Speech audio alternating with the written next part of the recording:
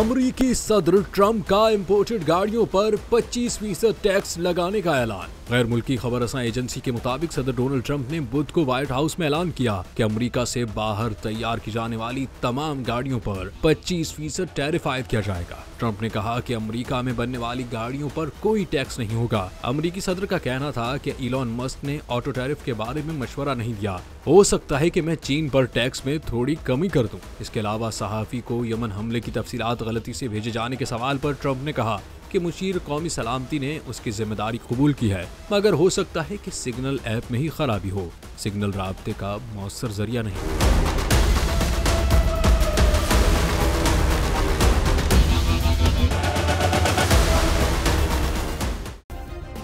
Subscribe करें और bell दबाएं ताकि कोई खबर रह न जाए।